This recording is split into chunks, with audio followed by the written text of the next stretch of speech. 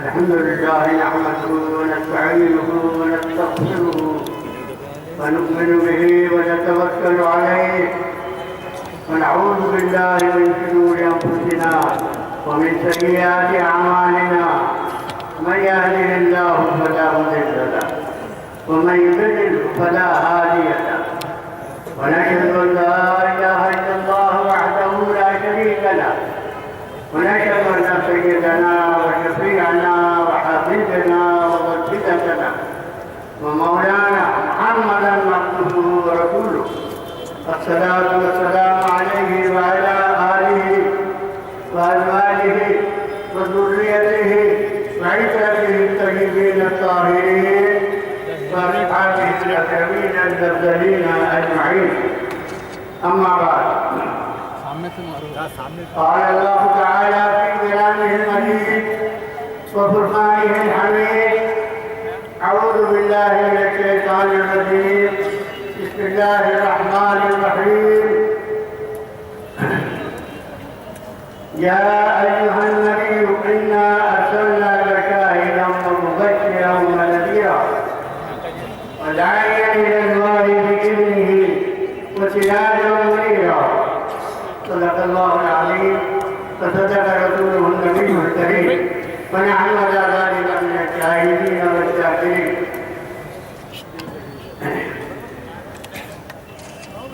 صدر علی مقام بیرسٹر اسد الدین صاحب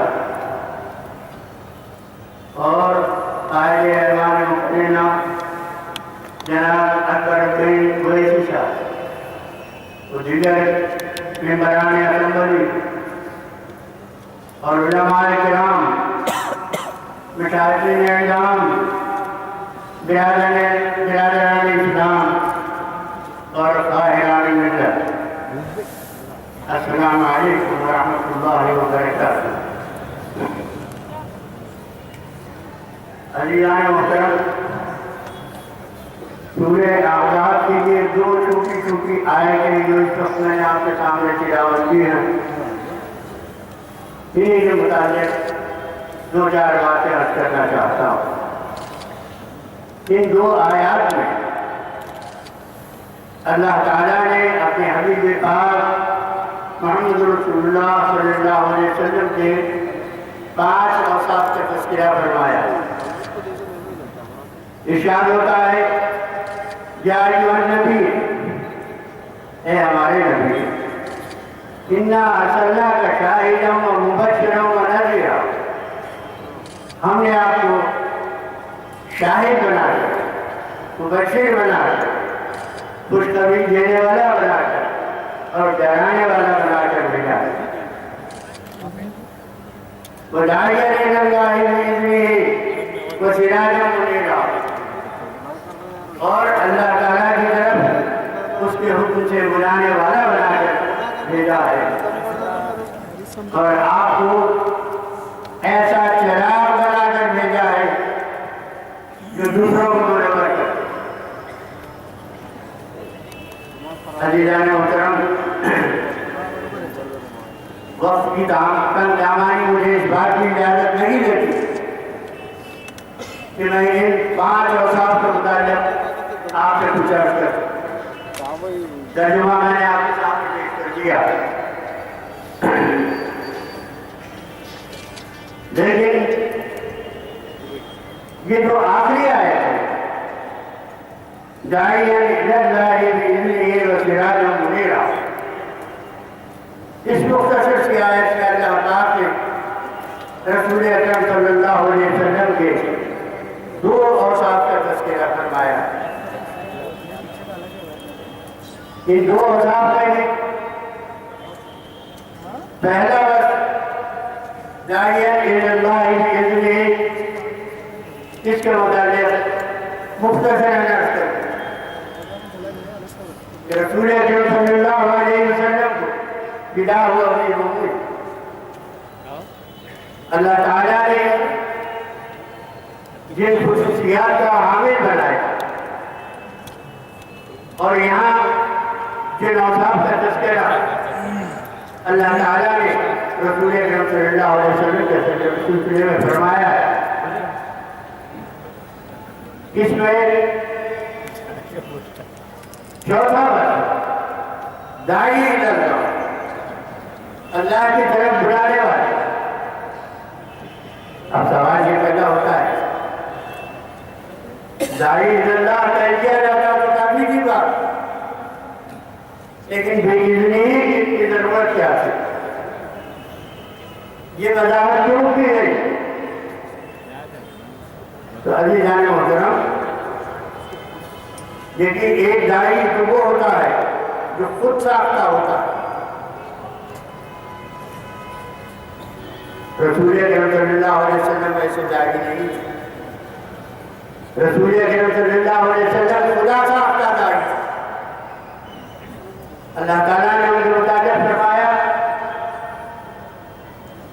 کہ ہم نے اپنے حکم سے، اپنی اجازت سے ان کو داعی بنا کر بھیجا۔ یہ لفظ رسول اکرم صلی اللہ علیہ وسلم کی تسلی کے لیے، حالات اس وقت مکے میں ایسے تھے جو رسول اکرم صلی اللہ علیہ وسلم کے خلاف اہل مکہ اٹھ کھڑے ہوئے، یہ حضور کی تسلی کے لیے فرمایا گیا کہ ہم نے آپ کو اپنے حکم سے، اپنی اجازت سے بھیجا ہے، آپ کی حفاظت، آپ کی رکھوالی اور آپ کو اپنے حفظ و مان میں رکھنا بھی ہماری ذمہ ہے۔ یہ دعوت دی گئی، اس دعوت کے ساتھ رسول اکرم صلی اللہ علیہ وسلم کو دعوت کا طریقہ کار ہی بتایا گیا۔ ارشاد ہوتا ہے، ادعو الی سبیل ربک بالحکمۃ والموعظۃ الحسنہ وجادلہم بالتی ہی احسن۔ عزیزان محترم، یہ آیت کریمہ جو اس وقت میں نے تلاوت کی ہے، یہ ہمارے لیے لمحہ فکر ہے۔ دیکھیے، اللہ تعالیٰ نے رسول اکرم صلی اللہ علیہ وسلم کو داعی بنا کر بھیجا تو دعوت کا طریقہ بھی سکھایا، اور رسول اکرم صلی اللہ علیہ وسلم نے اپنے الفاظ سے، اپنے اعمال سے، اپنے افعال سے وہ دعوت کا طریقہ ہمیں بتایا۔ آج ہم یہ طریقہ بھول گئے ہیں، یہ ہماری بھول ہے، اس کو یاد کر لینا ضروری ہے۔ کیا طریقہ ہے دعوت کا؟ ارشاد ہوتا ہے، ادعو الی سبیل ربک بالحکمہ، اللہ کے راستے کی طرف آپ حکمت کے ساتھ بلائیں۔ لیکن سب سے پہلے حکمت کو رکھا گیا کہ دعوت میں داعی کا سب سے اولین فرض یہ ہے کہ وہ حکمت کو پیش نظر رکھے، تو دانائی کو، دانشمندی کو پیش نظر رکھے۔ پھر اس کے بعد دوسری بات ارشاد فرمائی گئی، والموعظۃ الحسنہ، موعظہ نصیحت۔ یہ نصیحت اور ہر نصیحت اچھی ہی ہوتی، کوئی نصیحت بری نہیں ہوتی، لیکن اس کے باوجود موعظہ کے ساتھ حسنہ کا لفظ بھی اضافہ فرمایا گیا۔ وجہ کیا ہے؟ وجہ یہ ہے کہ صرف نصیحت نہیں بلکہ اس کا طریقہ کار بھی اچھا ہو، اس کے الفاظ بھی اچھے ہوں، تو نصیحت خوبصورت بھی ہو اور خوبصورت بھی ہو۔ آپ ایسی نصیحت کے ساتھ بندگان خدا کو دعوت دیں۔ تو یہ دعوت کا دوسرا اصول ہے۔ لیکن ان دو اصولوں کے بعد اگر موقع آتا ہے بحث و تکرار کا، بحث کرنے کا، گفتگو کرنے کا، جدال زمانہ صرف جھگڑے کے نہیں ہوتے، تو جاری روح کا مطلب یہ ہے کہ آپ بحث بھی کریں تو اچھے طریقے سے بحث کریں، ان سے اگر گفتگو کرنے کا موقع ملے تو اچھے طریقے سے گفتگو کریں۔ تو عزیزان محترم، یہ تین اصول دعوت کے سلسلے میں ارشاد فرمائی گئی. اور یہاں میں نے ان کی وضاحت صرف اس لیے کی ہے کہ آج ان اصولوں کو ہم بھول چکے ہیں. اب اس کے بعد آئیے 5واں وقت جو رسول اکرم صلی اللہ علیہ وسلم کا ان آیات کریمہ میں بتایا گیا ہے، وہ ہے سراجا منیرا. کہ رسول ہم نے آپ کو روشن کرنے والا چراغ بنا کر بھیجا. دیکھیے یہاں پھر ایک بات کی طرف میں توجہ دلاؤں گا.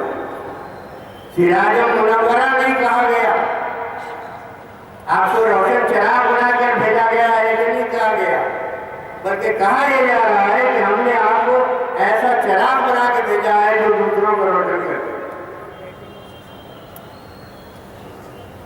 تو عزیزان محترم، رسول اکرم صلی اللہ علیہ وسلم فداء ابی و امی چراغ ہدایت بن گیا. یہ سراج کا لفظ اللہ تعالیٰ نے اپنے کلام پاک میں سورج کے لیے بھی استعمال کیا.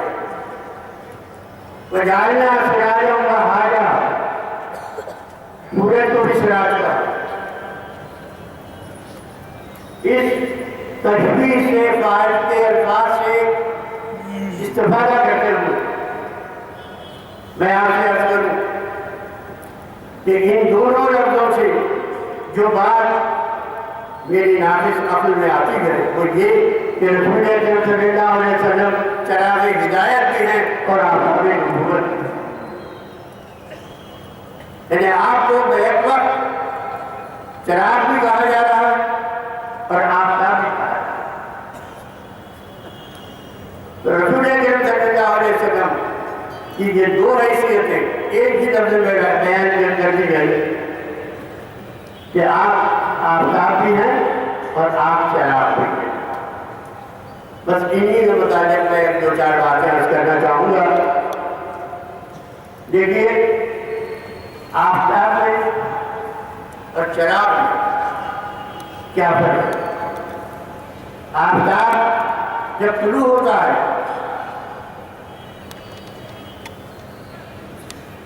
تو اس کی روشنی عام ہوتی ہے.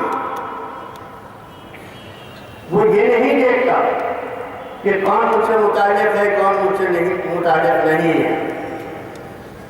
وہ سب پر طلوع ہوتا ہے. اس کی روشنی، اس کی حرارت، اس کی گرمی ہر شخص محسوس کر سکتا ہے اور ہر شخص اس سے استفادہ بھی کرتا ہے. رسول اکرم صلی اللہ علیہ وسلم جو آفتاب بنا کر بھیجے گئے ہیں، تو آپ دنیا کی اس حالت کو دیکھیے جس وقت رسول اکرم صلی اللہ علیہ وسلم کی بعثت ہوئی ہے. اس وقت دنیا کا کیا حالت تھا؟ دنیا کی تاریخیوں میں ڈوبی ہوئی تھی. انسانیت ان ظلمتوں میں بھٹک رہی تھی. رسول اکرم صلی اللہ علیہ وسلم جب تشریف لائے تو آپ نے اپنی نبوی کرنوں سے بلا تفریق مذہب و ملت تمام انسانیت کو فیض پہنچایا. پوری انسانیت رسول اکرم صلی اللہ علیہ وسلم کی فیض سے فیض یاب ہو گئے. آپ نے وحدت الہ کا درس دیا کہ معبود ایک ہے. وہ انسان جو ہر شجر و حجر کے آگے سرجریز ہو رہا تھا، اس کے سر کو بلند کرنا ہے. اس کا جھکا ہوا سر ان پتھروں سے اڑ گیا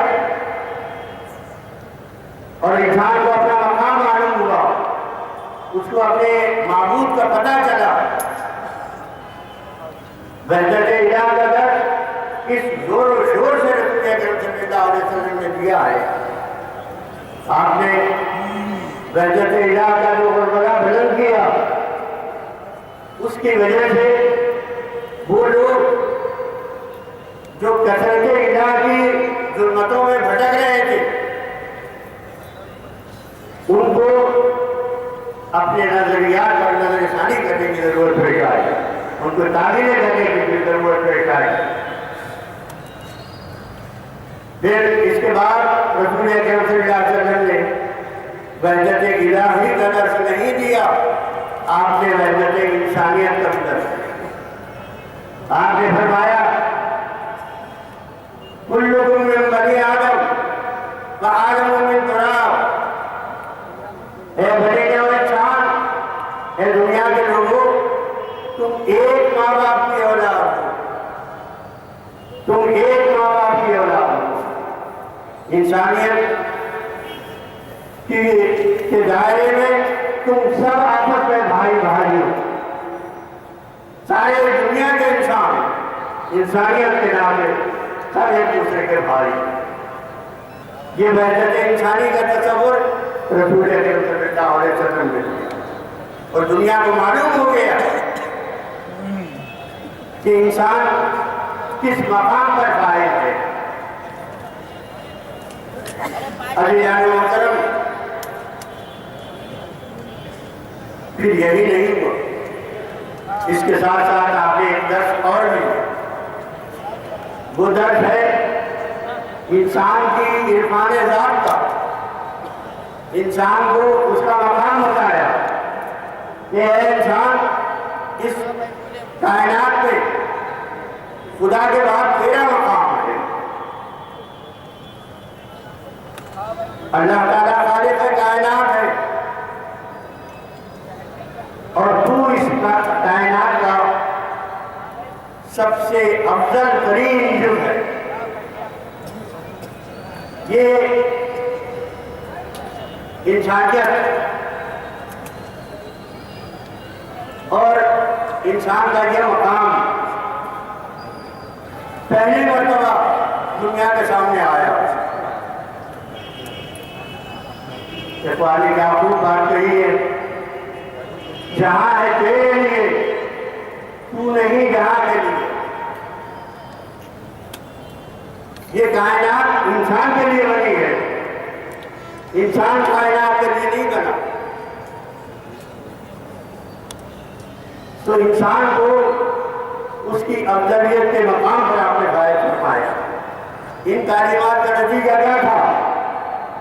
ان تعلیمات کا نتیجہ یہ تھا کہ جنگل کے قانون سے بنے نوع انسان کو رسول اکرم صلی اللہ علیہ وسلم نے نکال کر حیات نو بخشی، تہذیب و تمدن زندہ ہوئے، تہذیب کو نئی زندگی ملی، تمدن کو نئی حیات بخشی گئی، دنیا کی رت بدل گئی،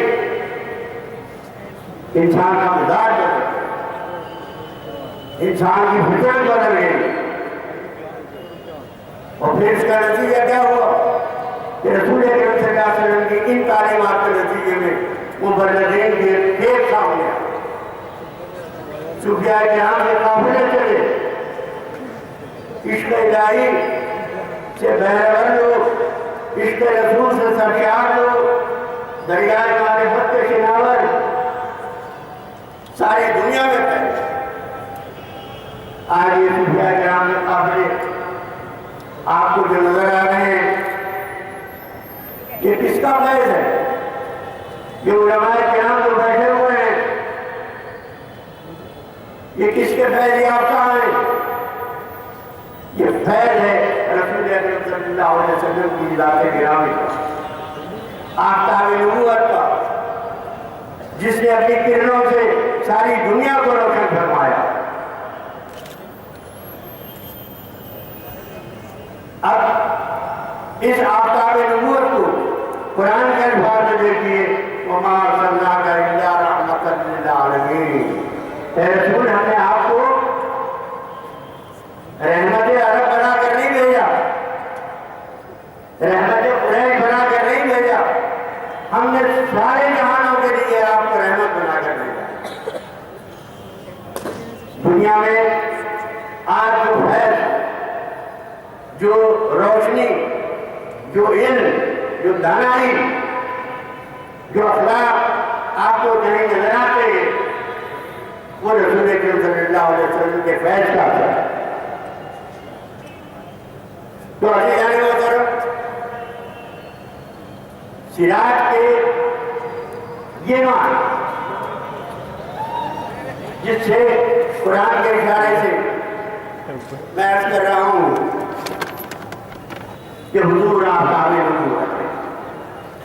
اب آئیے دوسری طرف، سراج کے معنی چراغ کے بھی ہیں۔ یہاں جو الفاظ استعمال ہوئے ہیں ان کی آیت کریمہ میں، وہ سراج منیرا ہے۔ آپ کو ہم نے روشن کرنے والا چراغ بنا کر بھیجا ہے۔ تو رسول اکرم صلی اللہ علیہ وسلم کا چراغ جب اس دنیا میں آیا تو 1,00,000 زندگیوں کے چراغ جل اٹھے، 1,00,000 سے زائد افراد کے چراغ جل اٹھے۔ وہاں کا معاشرہ کیسا معاشرہ تھا، کیسی بری حالت تھی، انسانیت کس طرح تاریخوں میں بھٹک رہی تھی، لیکن رسول اکرم صلی اللہ علیہ وسلم کے فیض سے، اس چراغ ہدایت سے جو بھی مس ہوا، بجھا ہوا چراغ وہ روشن ہو گیا۔ تو عزیزان محترم، یہاں ایک نقطہ اور سمجھنے کا ہے۔ آفتاب تو ٹھیک ہے، تو وہ ہے کہ بلا تفریق کے مذہب و ملت، بغیر کسی تفریق اور تفاوت کے ہر ایک پر اس کا فیض عام ہوتا ہے۔ یہ رسول اکرم صلی اللہ علیہ وسلم کی شان رحمت للعالمین ہے۔ لیکن چراغ کا معاملہ ایسا نہیں ہوتا۔ چراغ کا معاملہ یہ ہوتا ہے کہ جب اس چراغ سے دوسرا بجھا ہوا چراغ وابستہ ہوتا ہے تو وہ چراغ روشن ہوتا ہے۔ ہر چراغ کو روشن نہیں کرتا۔ جو چراغ اس چراغ سے وابستہ ہو جائے گا وہ روشن ہوتا ہے۔ سبحان اللہ۔ ابو بکر کا چراغ روشن ہو گیا، ابو جہل کا چراغ روشن نہیں ہو سکا۔ کیوں؟ اس لیے کہ وہ وابستہ نہیں ہوا، وابستہ نہیں ہوا رسول اکرم صلی اللہ علیہ وسلم۔ تو جو وابستہ ہوا اس چراغ سے وہ روشن ہوتا گیا۔ پھر دیکھیے، ہر مسلمان دنیا کے کسی بھی خطے میں رہنے والا ہو، اعمال کے اعتبار سے وہ کیسا ہی ہو، اگر وہ لا الہ الا اللہ محمد رسول اللہ کا قائل ہے تو اس کے دل میں رسول اکرم صلی اللہ علیہ وسلم کے چراغ سے روشنی پہنچ جائے گی۔ کیوں؟ یہ لا الہ الا اللہ محمد رسول اللہ یہ سوئچ ہے، یہ سوئچ ہے۔ جب کسی نے یہ کلمہ پڑھ لیا کہ اللہ کے سوا کوئی معبود نہیں اور محمد رسول اللہ صلی اللہ علیہ وسلم اللہ کے رسول ہے، تو اس کا سوئچ آن ہو گیا، اس کے دل میں روشنی آئے گی۔ عزیزان محترم، یہاں ایک بات اور سمجھنے کی، اس طرح چراغ ہدایت سے رسول اکرم صلی اللہ علیہ وسلم کے چراغ ہدایت سے روشنی ہر مسلمان کے دل میں پہنچی، خواہ وہ دنیا میں کہیں کا رہنے والا ہے۔ ہمارے دلوں والی آج جو روشنی ہے وہ رسول اکرم صلی اللہ علیہ وسلم کے چراغ ہدایت سے ملی۔ لیکن اب سوال یہ پیدا ہوتا ہے کہ صحابہ کرام اس چراغ سے روشن ہوئے تھے تو ان کی کیفیت کچھ اور تھی، ہم بھی اس چراغ سے روشن ہوئے ہیں لیکن ہماری کیفیت نہیں ہے۔ تو پھر اس کا سبب کیا ہے؟ اس کی وجہ کیا ہے؟ محترم، میرے سامنے یہ بلب روشن، ان میں کرنٹ آ رہا ہے،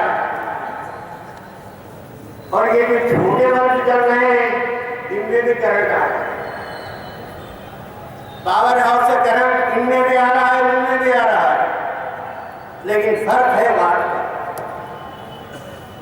ہمارے واٹ وہ نہیں ہے، ہم وہ روشنی نہیں دے پا رہے ہیں جس بلب کے واٹ زیادہ ہوں گے وہ روشنی زیادہ دے گا، جس بلب کے واٹ کم ہوں گے وہ روشنی کم دے گا، تو ہمارے واٹ بھی کم ہے۔ اب سوال یہ پیدا ہوتا ہے کہ رسول اکرم صلی اللہ علیہ وسلم کا فیض تو عام ہے، اور اگر ہم روشن نہیں ہو پا رہے ہیں تو اس کی بھی کوئی تدبیر ہے؟ ہاں ہے، وہ یہ کہ ہم اپنے بلب کے واٹ زیادہ کریں، لیکن کیسے کریں گے؟ اپنے بلب کے واٹ کو اگر زیادہ کرنا ہے اور رسول اکرم صلی اللہ علیہ وسلم سے روشنی زیادہ سے زیادہ حاصل کرنی ہے تو 4 کام کرنے پڑیں گے۔ وہ 4 کام کیا ہے؟ وہ چاروں کے چاروں کام رسول اکرم صلی اللہ علیہ وسلم کے حقوق، رسول اکرم صلی اللہ علیہ وسلم کے حقوق آپ ادا کریں گے، تب آپ کے واٹ میں اضافہ ہوگا اور آپ سے جو روشنی نکلے گی اس میں بھی اضافہ ہوگا۔ پہلا کام رسول اکرم صلی اللہ علیہ وسلم کا پہلا تعظیم و توقیر ہے کہ حضور کی آپ جتنی تعظیم کریں گے، حضور کا آپ جتنا احترام کریں گے، حضور کا آپ جتنا ادب کریں گے، آپ کے لیے بہتر۔ رسول اکرم صلی اللہ علیہ وسلم کے معاملے میں دیکھیے میں ایک بات کہتا ہوں، اللہ تعالیٰ کے معاملے میں ہماری جو جہت ہے وہ ناز کی جہت ہے، اور رسول اکرم صلی اللہ علیہ وسلم کے سلسلے میں ہماری جو جہت ہے وہ نیاز کی جہت ہے۔ ہم اللہ تعالیٰ سے تم تو سے بات کرتے ہیں، یا اللہ تجھے کر دے، یا اللہ تجھے کر دے، یا اللہ تجھے دے دے، ان الفاظ کے ساتھ کیا آپ رسول اکرم صلی اللہ علیہ وسلم سے بات کر سکتے ہیں، گزارش کر سکتے ہیں؟ نہیں کر سکتے، جو اللہ تعالیٰ کے ساتھ ہماری ناز کی جگہ اور رسول اکرم صلی اللہ علیہ وسلم کے ساتھ ہماری نیاز کی جگہ۔ یہاں عدم معلوم رکھنا ہوگا آپ کو، اگر حضور کے ادب میں ذرہ برابر بھی فرق آ گیا تو سزا وہ ملتی ہے جو حق کے اعمال کی سزا، کہ ہمیں پتہ بھی نہیں چلے گا، ہمارے لیے اعمال ہم کو ہو جائیں گے ضائع۔ رسول اکرم صلی اللہ علیہ وسلم کے روزے کے متعلق کیا بات کہی ہے کسی نے؟ ادب گاہش زیر آسمان از عرش نازک کا لمحت گم کردہ میں آیت جنید و بایزی کی بات۔ یہ روزہ مبارک وہ روزہ ہے، یہ مقام وہ مقام ہے جہاں جنید و بایزی جیسے اولیاء اللہ کے خواص کی ان کی سانسیں اٹھا رہی ہیں۔ کیوں؟ اس لیے کہ رسول اکرم صلی اللہ علیہ وسلم کا مقام خدا کے بعد خدا بزرگ ہوئی قصہ مختصر، تمام دنیا کے تمام انسانوں سے، دنیا کی ہر چیز سے سب سے افضل مقام رسول اکرم صلی اللہ علیہ وسلم کا ہے۔ تو آپ کا ادب محفوظ رکھنا یہ انتہائی ضروری ہے۔ آپ کے ذکر میں ادب محفوظ رکھا جائے، آپ کے اظہار عقیدت میں بھی محفوظ رکھا جائے، ادب محفوظ رکھا جائے۔ ادب کا دامن نہیں چھوٹے گا، اور اگر ادب کا دامن چھوٹا، تعظیم میں فرق آیا، توقیر میں کمی رہ گئی، تو رسول اکرم صلی اللہ علیہ وسلم کا پہلا حق ثابت ہو جائے. اس کے بعد عزیزان محترم وقت کی کمانی کا مجھے احساس ہے. میں بہت ہی مختصر بات کہہ رہا ہوں. آپ خود آگے اس کی تفصیل خود سمجھ لیجیے, خود غور کر لیجیے. رسول اکرم صلی اللہ علیہ وسلم کا دوسرا عام ہے محبت. دیکھیے ہمارے اعمال معتبر کب ہوتے ہیں؟ ہمارے اعمال معتبر ہوں گے اس وقت جب ایمان ہو. لا یؤمن احدکم حتی اکون احب الیہ من والدیہ وولدیہ والناس اجمعین. بھئی ایک شخص نماز بھی پڑھ رہا ہے, روزہ بھی رکھ رہا ہے, حج بھی کر رہا ہے, سب کچھ ہے, لیکن وہ ایمان نہیں رکھتا,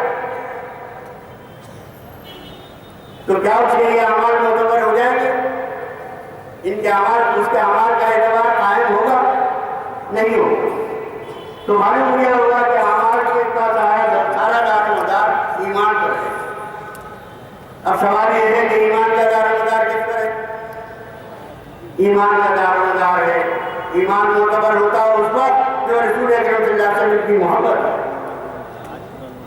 اگر محبت نہیں ہے تو وہ ایمان بھی معتبر ہے.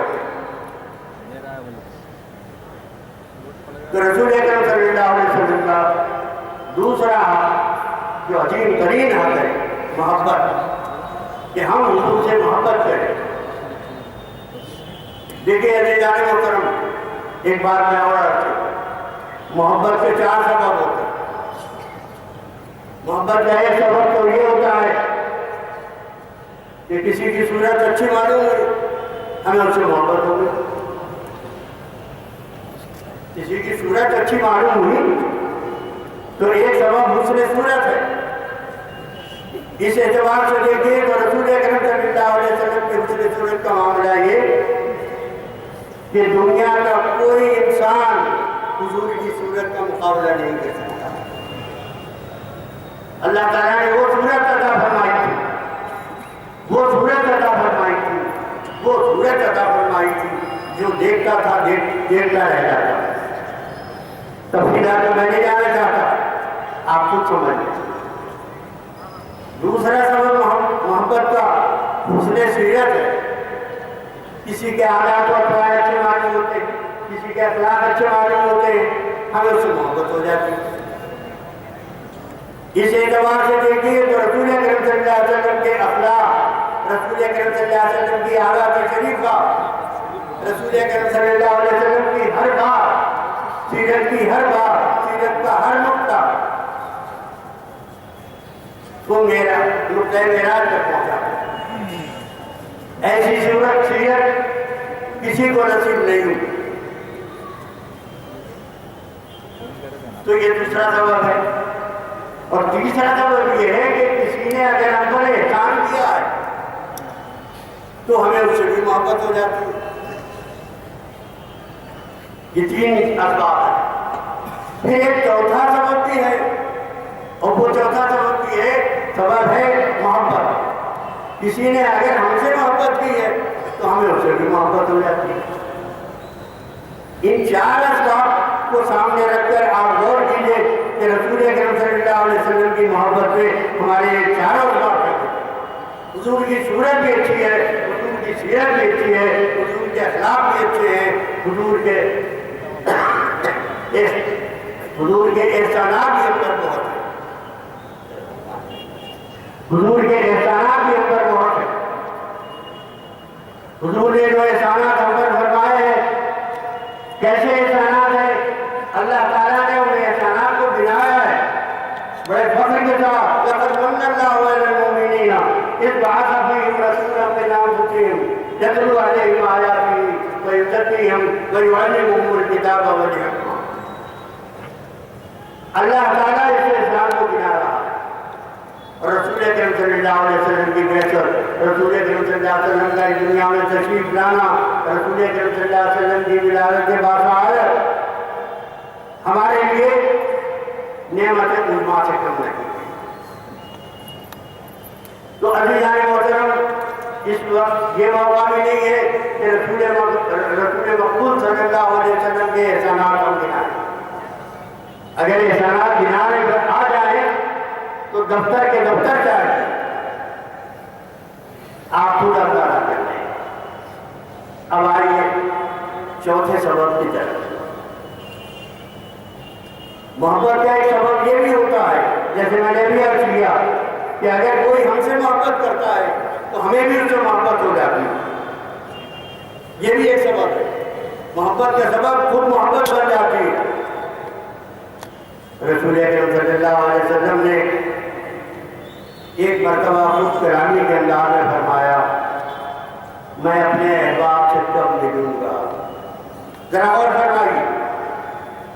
حضور نے فرمایا میں اپنے احباب سے کب ملوں گا. صحابہ کرام کو بڑی حیرت ہوئی. انہوں نے عرض کیا کہ یا رسول اللہ کیا ہم آپ کے احباب نہیں ہیں؟ حضور نے فرمایا نہیں تم میرے احباب نہیں. میرے احباب وہ ہیں جو میرے بعد آئیں گے اور مجھے دیکھے بغیر مجھ پر ایمان لائیں گے. اور کیا کہ ہم گناہگاروں کو رسول اکرم صلی اللہ علیہ وسلم نے اپنے احباب سے بات کیا ہے. کس مقام پر پہنچ گئے آپ؟ اپنے غلاموں کو کہاں پہنچا دیا حضور نے؟ اپنا محبوب بتایا. اللہ اکبر. مسلمانوں اپنا مقام پہچانو. رسول اکرم صلی اللہ علیہ وسلم ہم سے محبت فرما رہے ہیں. ہمارے دلوں میں چراغاں ہوا ہے. ذرا اپنے دلوں کو ٹٹولو اور پھر دیکھو کہ رسول اکرم صلی اللہ علیہ وسلم کی کیسی شفقت ہے, کیسی محبت ہے. ہم کو اپنا احباب انہوں نے بتایا. تو عزیزان محترم یہ چار اسباب جب جمع ہو جائیں تو وہ محبت پھر ویسی شدید ہوتی ہے. ایک سبب بھی ہو تو محبت ہوگی, دو سبب بھی ہو تو محبت ہوگی, لیکن جہاں چاروں سبب جمع ہو جائیں اور رسول اکرم صلی اللہ علیہ وسلم کی محبت میں یہ چاروں سبب شامل ہیں. اس لیے رسول اکرم صلی اللہ علیہ وسلم سے محبت کرنا ہماری سب سے بڑی سعادت ہے. اس سے بڑی سعادت اور کوئی کو نہیں کرتی. تو اپنے دلوں میں رسول اکرم صلی اللہ علیہ وسلم کی محبت ہے. عزیزان محترم ایک بات اور دیکھیے, کوئی مسلمان خواہ وہ کتنا ہی گناہگار رسول اکرم صلی اللہ علیہ وسلم کے لیے اس کے دل میں محبت ضرور ہوگی, ضرور ہوگی. اگر نہیں ہوگی تو پھر وہ مسلمان ہی نہیں رہ سکتا. ہر مسلمان کے دل میں رسول اکرم صلی اللہ علیہ وسلم کی محبت ہوتی ہے. لیکن عزیزوں اور دوستوں محبت بھی دو قسم کی ہوتی ہے. ایک محبت ہوتی ہے جذباتی اور ایک محبت ہوتی ہے عقلی. دونوں محبتیں ہیں, دونوں محبتیں معتبر. دیکھیں میں ایک مثال دوں آپ کو. ایک ماں ہے, اس کو اپنے بچے سے محبت ہے. کھانے میں وہ خیال کرتی ہے بچہ کھانا نہیں کھا رہا ہے, اس کو لقمے دیے جا رہی ہے. بچہ سو رہا ہے, اسے اور تھپک سلا رہی ہے. یہ کون سی محبت ہے اس کی؟ یہ اس کی جذباتی محبت. لیکن محبت ہے, جذباتی ہے لیکن محبت ضرور ہے. اور دوسری ماں کا عالم یہ ہے کہ وہ اپنے بچے کو بے وقت ہو گیا ہے اسے جگہ دے, بیٹے اٹھو, یہ سونے کا نہیں ہے, دیکھو اسکول کا وقت ہو رہا, جاؤ. تو کیا وہ دشمن ہے ماں اپنے بچے کی؟ نہیں, وہ بھی محبت میں کر رہی ہے لیکن اس کی محبت آپ کی محبت. تو عزیزان محترم رسول اکرم صلی اللہ علیہ وسلم کی امت میں, رسول اکرم صلی اللہ علیہ وسلم کی شمع نبوت کے فرمانوں میں یہ دونوں قسم کی محبتیں پائی جاتی ہیں. عقلی محبت بھی پائی جاتی ہے, جذباتی محبت بھی پائی جاتی ہے. تو جن کی محبت جذباتی ہے وہ ذرا سا اپنے جذبات کو کنٹرول کریں گے. اس واسطے کہ جذبات اور جذباتیت کا معاملہ جو ہے وہ ذرا حدوں کی پابندی سے آزاد ہو جاتا ہے۔ رسول اکرم صلی اللہ علیہ وسلم کے معاملے میں بڑا چوکس رہنے کی ضرورت ہے، انتہائی چوکس رہنے کی ضرورت ہے کہ کہیں ایسا نہ ہو کہ رسول اکرم صلی اللہ علیہ وسلم ہم اپنے دربار میں رہ کر رسول اکرم صلی اللہ علیہ وسلم کی شان میں کسی گستاخی میں مرتکب ہو جائے، وہ حضور کی شان میں کوئی بدادبی ہو جائے۔ عزیزان محترم، میں پاکستان سے آیا ہوں اور یہاں جو جذبات مسلمانوں کے میں دیکھ رہا ہوں، میرے دل میں انتہائی خوشی ہے، مسرت ہے کہ رسول اکرم صلی اللہ علیہ وسلم کے پروانے کس طرح رسول اکرم صلی اللہ علیہ وسلم کی محبت کے لیے بے چین ہے۔ لیکن ذرا سا ایک بات کا ضرور خیال ہے، وہ یہ کہ جذبات میں بہ کر کوئی ایسا کام نہ کرے جس سے رسول اکرم صلی اللہ علیہ وسلم کی بے ادبی کا احتمال ہے۔ ادب ضروری ہے، ادب اگر رسول اکرم صلی اللہ علیہ وسلم کا ہمارے ہاتھ سے چھوٹ گیا تو ہمارے اعمال ہاتھ ہو جائیں گے۔ دیکھیے ایک بات میں اور عرض کر دوں، عزیزان محترم، ہر چیز کا ایک مزاج ہوتا ہے، انسانوں کا ایک مزاج ہے، ہر شخص کا ایک مزاج ہے، مردوں کا ایک مزاج ہے، عورتوں کا ایک مزاج ہے، ہر قوم کا اپنا ایک مزاج ہے۔ اتنا کیوں آپ اس شہر حیدرآباد کو دیکھ لیں، پرانے شہر کا ایک مزاج ہے یا نئے شہر کا ایک مزاج ہے، یہ مزاج ہوتا ہے، ہر چیز کا مزاج ہے۔ الائچی کا مزاج ہے، لونگ کا مزاج ہے، الائچی سرد ہوتی ہے، لونگ گرم ہوتا ہے، مزاج ہے۔ اللہ تعالیٰ نے ہر چیز کا مزاج بنایا۔ تو عزیزان محترم، اسلام کا بھی ایک مزاج ہے، اسلام کا بھی ایک مزاج ہے۔ اس مزاج کو سمجھیں، اسلام کا مزاج کیا ہے؟ وقار، ثقافت، بردباری، یہ اسلام کا مزاج ہے۔ ہم رسول اکرم صلی اللہ علیہ وسلم کی محبت میں دیوانے تو ہوں، لیکن ایسے دیوانے نہ ہوں کہ حضور کی شان میں کوئی گستاخی ہو جائے، وہاں کا حضور رکھنا چاہیے۔ تو عزیزان محترم، میں یہ عرض کر رہا تھا، یہ رسول اکرم صلی اللہ علیہ وسلم کے سے تعلق پیدا کرنے کے لیے، اپنے واٹ میں اضافہ کرنے کے لیے ہم کو رسول اکرم صلی اللہ علیہ وسلم کے یہ حقوق ادا کرنے پڑیں گے۔ پہلا حق ہے تعظیم و توقیر، دوسرا حق ہے محبت، اور تیسرا حق ہے حضور کا اچھی طرح سن لیجیے اور سمجھ لیجیے، اتباع، نقش قدم پر کرنا۔ اتباع کے دامن ہے قدم در قدم، نقش قدم پر کرنا۔ جو رسول اکرم صلی اللہ علیہ وسلم نے کیا، جو رسول اکرم صلی اللہ علیہ وسلم نے کہا، اس کی اتباع کرنا۔ تو یہ رسول اکرم صلی اللہ علیہ وسلم کا اتباع جو ہے یہ آپ کا حق ہے، اور اتباع کی عجیب و غریب خصوصیت ہے، اتباع سے محبت بڑھتی ہے اور محبت سے اتباع بڑھتی ہے۔ اگر محبت ہے تو اتباع آئی، اگر اتباع نہیں آ رہی ہے تو سمجھ لیجیے کہ محبت میں کہیں کمی ہے۔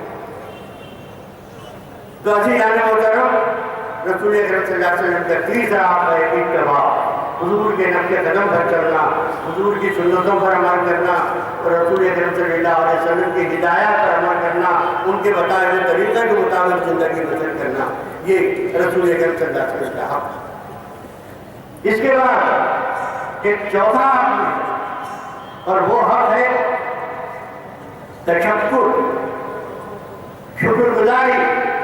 رسول اکرم صلی اللہ علیہ وسلم کے ہم پر اتنے احسانات ہیں، اتنے احسانات ہیں کہ ہم ان کو گنا نہیں سکتے۔ تو رسول اکرم صلی اللہ علیہ وسلم کے شکر گزار رہنا، یہ بھی رسول اکرم صلی اللہ علیہ وسلم کا ایک حق ہے کہ آپ کے ہم شکر گزار رہیں۔ اب شکر گزاری یا تشکر دو طرح کا ہوتا ہے، ایک تشکر ہوتا ہے عملی، اور ایک تشکر ہوتا ہے لسانی، زبان سے آپ نے کسی کو شکریہ کہہ دیا، شکریہ ادا ہو گیا، یہ زبانی شکریہ ہے. عملی شکریہ کیا ہے؟ رسول اکرم صلی اللہ علیہ وسلم کا عملی شکریہ یہ ہے کہ آپ کا جو مشن تھا اس مشن کی تکمیل کے لیے ہم تن من دھن کی بازی لگائیں. رسول اکرم صلی اللہ علیہ وسلم دیکھیے ایک بات میں آپ کروں. رسول اکرم صلی اللہ علیہ وسلم اللہ تعالیٰ کے آخری نبی ہیں. اب کوئی نبی آنے والا نہیں, اب کوئی رسول آنے والا نہیں. انسان تو دنیا میں آتے رہیں گے, پھر ان کی ہدایت کا سامان کیا ہے؟ انہیں کون سنبھالے گا؟ تو عزیزان محترم, رسول اکرم صلی اللہ علیہ وسلم کی جو ذمہ داریاں تھیں, جو آپ کے فرائض منصبی تھے, ان فرائض منصبی کو رسول اکرم صلی اللہ علیہ وسلم نے امت محمدیہ پر منتقل کر دیا. اب وہ کام جو رسول اکرم صلی اللہ علیہ وسلم کے فرائض میں شامل تھا, وہ کام اب ساری امت کا فرض ہے. رسول اکرم صلی اللہ علیہ وسلم کے مشن کی تکمیل کرنا, رسول اکرم صلی اللہ علیہ وسلم نے جو پیغام اللہ تعالیٰ کا ہم تک پہنچایا ہے, اس پیغام کو خدا کے بندوں تک پہنچانا یہ ہماری ذمہ داری ہے. یہ عملی تشکر ہے. پھر اس کے بعد لسانی تشکر, یہ بھی ضروری ہے. اور لسانی تشکر کیا ہے؟ درود شریف. آپ جتنا کثرت سے درود شریف پڑھیں گے, اتنی کثرت سے رسول اکرم صلی اللہ علیہ وسلم سے آپ کی بابت سے بھی بڑھ جائے گا. رسول اکرم صلی اللہ علیہ وسلم سے آپ کا ایک تعلق قائم ہو جائے گا. رسول اکرم صلی اللہ علیہ وسلم سے ربط قائم ہو جائے گا. تو رسول اکرم صلی اللہ علیہ وسلم سے جو روشنی چلی تھی, وہ کئی باتوں سے ہوتی ہوئی وہ ہم تک پہنچ رہی ہے, لیکن اس روشنی کے کا ظہور ہماری ذات سے نہیں ہو رہا. اس کی وجہ یہ ہے کہ ہمارے وارڈ, اب اگر ہم اپنے وارڈ میں اضافہ کرنا چاہتے ہیں تو رسول اکرم صلی اللہ علیہ وسلم کے یہ حقوق ادا کرنے پڑیں گے. یہ حقوق جب تک ادا نہیں ہوں گے ہمارے وارڈ میں اضافہ نہیں ہو سکتا. جب تک وارڈ میں اضافہ نہیں ہوگا روشنی نہیں آئے گی. تو عزیزان محترم, میں ان الفاظ کے ساتھ آپ سے اجازت چاہتا ہوں, لیکن ذرا تھوڑی سی ایک وضاحت آپ سے اور کروں. دیکھیے میں نے بات کی تھی آفتاب نبوت. آفتاب رسول اکرم صلی اللہ علیہ وسلم کو قرآن نے سراج کہا, چراغ, اور اسی سراج کے لفظ کو اللہ تعالیٰ نے سورج کے لیے بھی استعمال کیا. تو اس لیے اس تشبیہ سے فائدہ اٹھاتے ہوئے اگر میری فکر غلطی نہیں کر رہی ہے تو میں آپ سے عرض کروں کہ رسول اکرم صلی اللہ علیہ وسلم آفتاب نبوت بھی ہیں اور چراغ ہدایت بھی. لیکن دونوں میں فرق ہے. آفتاب نبوت کی کرنیں بغیر کسی تفریق کے سب کو مستفید کرتی ہے, لیکن چراغ ہدایت سے فیض اسی وقت پہنچتا ہے جب ایک بجھا ہوا چراغ جلتے ہوئے چراغ سے روشنی حاصل کرے, مس ہو جائے. صحابہ کرام کیوں افضل ہو گئے؟ اس لیے کہ رسول اکرم صلی اللہ علیہ وسلم کے چراغ سے انہوں نے اپنے چراغ کو مس کر دیا. سب افضل ہو گئے. ان کے مقام اور مرتبے کا کوئی بڑے سے بڑا ولی اللہ بھی نہیں ہو سکتا. تو عزیزان محترم, جب تک ہم رسول اکرم صلی اللہ علیہ وسلم کے چراغ سے اپنے چراغ کو مس نہیں کریں گے روشنی نہیں آئے گی. اس روشنی کے لیے ضروری ہے کہ رسول اکرم صلی اللہ علیہ وسلم سے وابستگی ہم پیدا کریں. اچھا, اب اس حیثیت پہ دیکھیے آفتاب نبوت کی حیثیت پہ رسول اکرم صلی اللہ علیہ وسلم رحمت للعالمین ہیں. رحمت للعالمین ہیں, سب کے لیے رحمت ہے, سب کے لیے مہربانی ہے, شفقت ہے. اور چراغ ہدایت کی حیثیت سے صرف مسلمانوں کے لیے رحمت ہے. وہ کیسے؟ وَبِالْمُؤْمِنِينَ رَءُوفٌ رَحِيمٌ. رؤوف رحیم ہے رسول اکرم صلی اللہ علیہ وسلم. تو رحمت للعالمین ہے آفتاب نبوت کی حیثیت سے, اور رؤوف الرحیم ہے چراغ ہدایت کی حیثیت سے. عزیزان محترم, میں آپ کا وقت زیادہ دینا نہیں چاہتا، بات میں کہنا چاہ رہا ہوں۔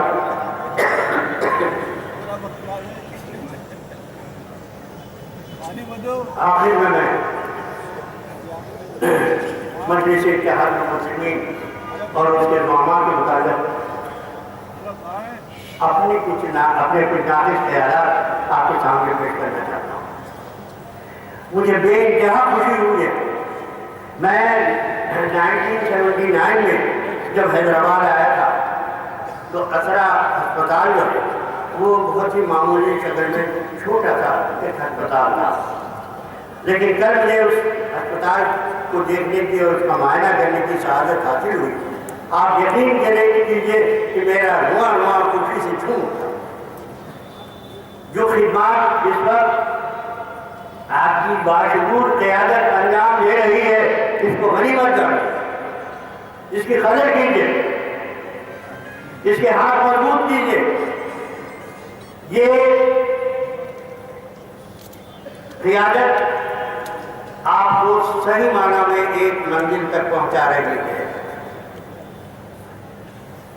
مجلس کا جو کام میں دیکھ رہا ہوں، رفائی کام، تعلیمی ادارے ہیں، رفائی ادارے ہیں، وغیرہ وغیرہ، سب قابل تعریف۔ اللہ تعالیٰ سے میری دلی دعا ہے کہ ان قائدین کو عمر دراز عطا فرمائے اور ان کے کام میں برکت عطا فرمائے۔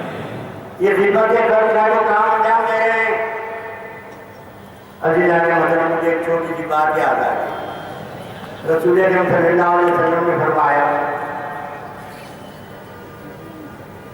کہ ایک شخص، ایک عورت کے بارے میں آپ نے فرمایا کہ وہ پانی بھر رہے تھے کنویں سے۔ اس نے دیکھا کہ ایک کتا پیاس سے تڑپ رہا، اس کے پاس کوئی ایسی چیز نہیں تھی کہ وہ کنویں سے پانی نکال کے اسے پلا دی۔ اس نے اپنا دامن کھولا اور اپنا برتن کنویں میں ڈال دیا، پانی نکالا اور اس کتے کو پلا دیا۔ تو رسول اکرم صلی اللہ علیہ وسلم فرماتے ہیں کہ اس عورت کی اس عمل کی وجہ سے بخشش ہو گئی۔ کیوں؟ یہ خدمت خلق تھی، کتا بھی اللہ کی مخلوق ہے۔ اچھے جائے کہ انسانوں کی خدمت کی جائے، یہ بہت بڑی چیز ہے۔ عزیزان محترم، ہمارا بر صغیر صوفیاء کرام کی جدوجہد سے معمور ہے۔ صوفیاء کرام کی جو تعلیمات ہیں امن و آشتی کی، ان تعلیمات کو دیکھیے اور اس کے ساتھ ساتھ ان کا مشن کیا تھا؟ ان کا مشن یہ تھا خدمت خلق، مخلوق کی خدمت کریں۔ مخلوق کی خدمت کر کے وہ کیسے کیسے مقبول ہوئے ہیں۔ مجلس اتحاد المسلمین کے جو علماء ہیں، اللہ تعالیٰ ان کے اموروں میں برکت عطا فرمائے، اللہ تعالیٰ ان کے کاموں میں برکت عطا فرمائے۔ یہ خدمت خلق انجام دے رہے ہیں، یہ عظیم ترین فریضہ انجام دے رہے ہیں۔ ان کی قدر کیجیے۔ میں ان کی خدمات کو، میں ان کی جدوجہد کو بڑی قدر کی نگاہوں سے دیکھتا ہوں۔ اللہ تعالیٰ ہم سب کو رسول اکرم صلی اللہ علیہ وسلم کے اسوہ مبارک پر چلنے کی توفیق عطا فرمائے۔ اللہ تعالیٰ ہم کو رسول اکرم صلی اللہ علیہ وسلم کے اتباع کی توفیق عطا فرمائے۔ اللہ تعالیٰ رسول اکرم صلی اللہ علیہ وسلم سے ہم کو وابستہ فرما دے۔ ان کے دامن سے وابستہ ہو جائیں گے تو پھر بیڑا پار، پھر ہمیں کسی چیز کی ضرورت نہیں ہوگی۔ مسئلہ صرف یہ ہے کہ ہم رسول اکرم صلی اللہ علیہ وسلم کے دامن سے وابستہ ہو جائیں۔ باقی دعوانا آپ تمام کی جانب سے نگران جلسہ سے میں موجودان درخواست کروں گا کہ نگران جلسہ نقیب ملت الحاج رسول الدین اویسی صاحب ہم کو اور آپ کو اس جلسے رحمت العالمین صلی اللہ علیہ وسلم کو مخاطب کرنے کی فرمائیں۔